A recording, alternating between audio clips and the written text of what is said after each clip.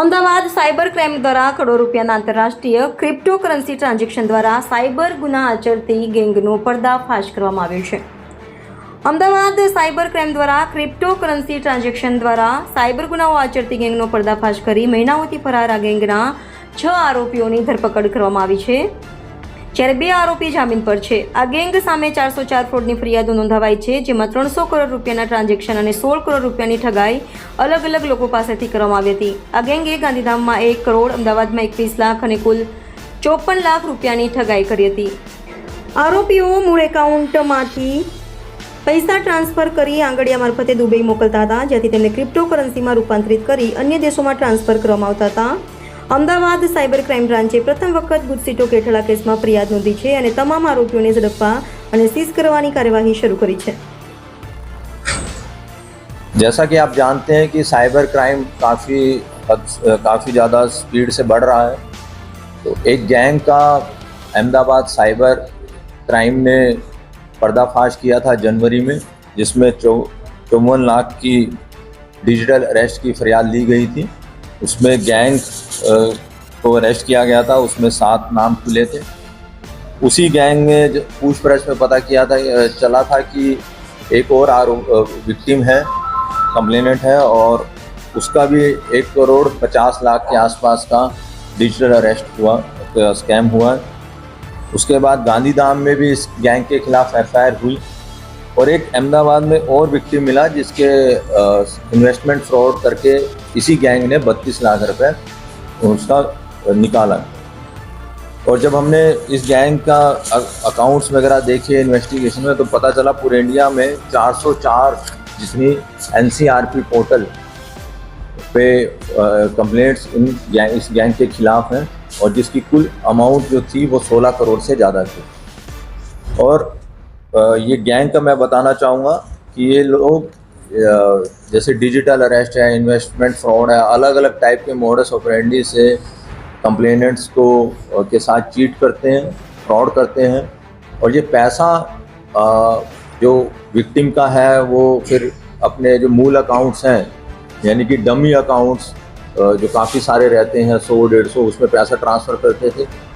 फिर सूरत में जो गैंग के मेंबर हैं वो वहाँ से कैश विड्रॉ करते थे, और कैश विड्रॉ करके ये आंगड़िया और 2 लोग हैं, ब्रिजलाल और नासिर, उनके थ्रू ये क्रिप्टो वॉलेट में पैसा कन्वर्ट करवाते थे। जो क्रिप्टो वॉलेट के एड्रेसेस हैं वो मिलन है, जो दुबई में बैठा चाइनीज़ गैंग के लिए काम कर रहा है, वो सब वॉलेट्स प्रोवाइड करता था। तो जैसा हमारे इन्वेस्टिगेशन में पता चला है, इसमें कुल 300 से करोड़ से ज़्यादा की ट्रांजैक्शंस इस गैंग में हुई, इनके वॉलेट्स में हुई है।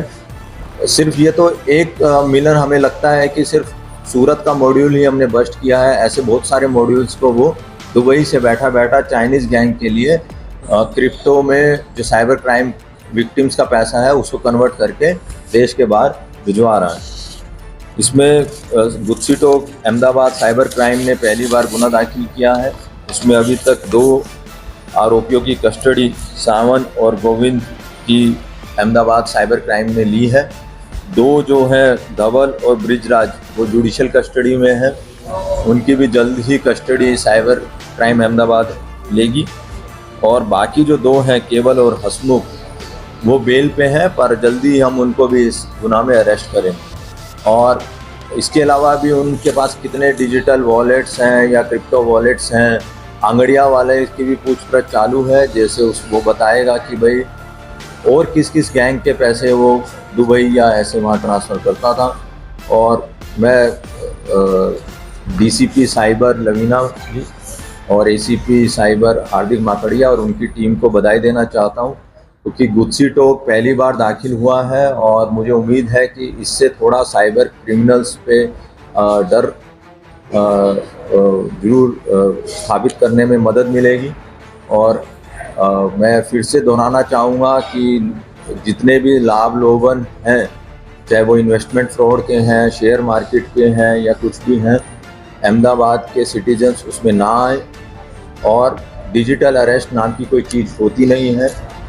कोई भी एजेंसी ऐसे कोई भी डिजिटल अरेस्ट करती नहीं है। अगर आपको कोई ऐसा धमका रहा है वीडियो कॉल करके, वो चाहे वो पुलिस की वेशभूषा में हो, कस्टम की वेशभूषा में हो, NIA की वेशभूषा में हो, उनके फ्लैग्स हो, तो आप इमीडिएटली 1930 पे कॉल करें, क्योंकि ये देखा गया है कि सीनियर सिटीजन्स को ही वो लोग टारगेट करते हैं, उनको मेंटली टॉर्चर करते हैं और उसके बाद उनका पैसा वो साइबर क्रिमिनल्स अपने अकाउंट्स में ट्रांसफ़र करते हैं।